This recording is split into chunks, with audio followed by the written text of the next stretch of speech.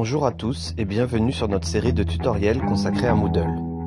Après avoir vu les questions par appariement par glisser-déposer, les QCM, les questions par glisser-déposer sur image, voyons à présent les questions par glisser-déposer sur texte.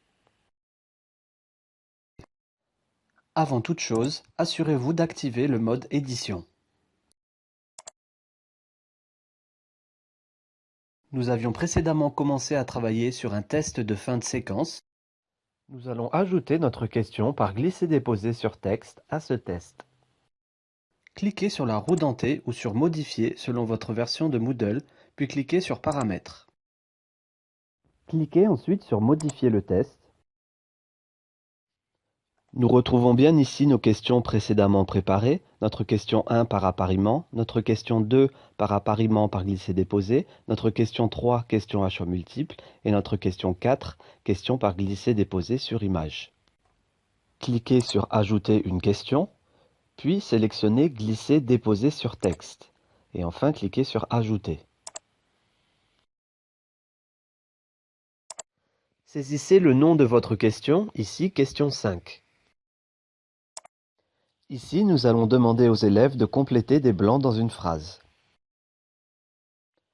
Nous allons ensuite insérer une image qui nous servira de support pour cette activité.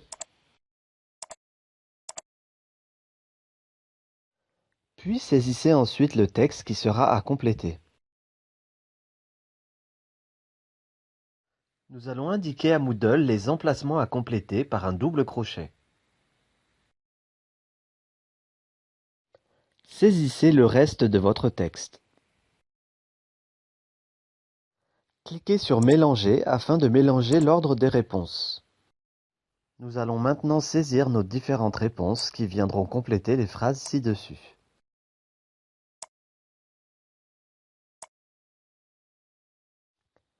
Le menu déroulant numérique permet d'attribuer un numéro de groupe correspondant à différentes catégories qui apparaîtront dans des couleurs différentes. Ici, ma catégorie 1, correspondant aux expressions permettant de situer des éléments sur une image, apparaîtra en blanc, et ma catégorie 2, correspondant à des éléments de l'image, apparaîtra en gris. Il est important à ce stade de relever le numéro de chaque réponse. Nous allons ensuite retourner dans notre texte à trous afin d'y reporter le numéro des réponses correspondantes. Cela permet donc d'indiquer à Moodle quelles sont les bonnes réponses.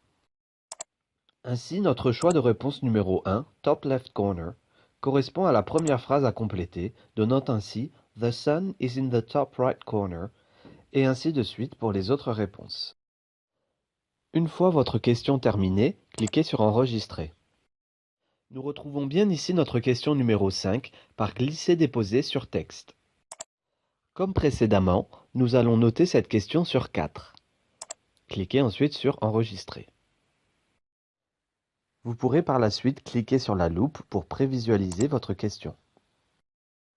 Nous retrouvons bien ici notre consigne, notre image support, notre texte lacunaire et les différentes réponses qui permettront de compléter les blancs. Nous pouvons également voir les différents codes couleurs correspondant à différentes catégories de réponses.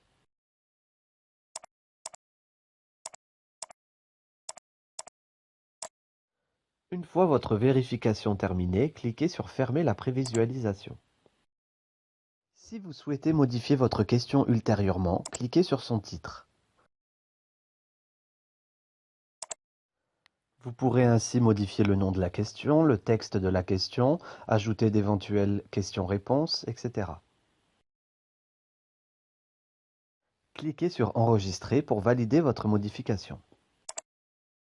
Notre test de fin de séquence est maintenant complet. Il comprend la question 1 par appariement, la question 2 par appariement par glisser-déposer, la question 3 qui est une question à choix multiples, la question 4 par glisser-déposer sur image et la question 5 par glisser-déposer sur texte. Notre test de fin de séquence est cette fois terminé. Voyons ce que cela donne en cliquant sur son titre. Cliquez ensuite sur Prévisualiser le test maintenant. Nous retrouvons bien notre question 1 par appariement, notre question 2 par appariement par glisser-déposer, Notre question 3 par QCM. Notre question 4 par glisser-déposer sur l'image. Et notre question 5 par glisser-déposer sur le texte. Merci de votre écoute et à bientôt.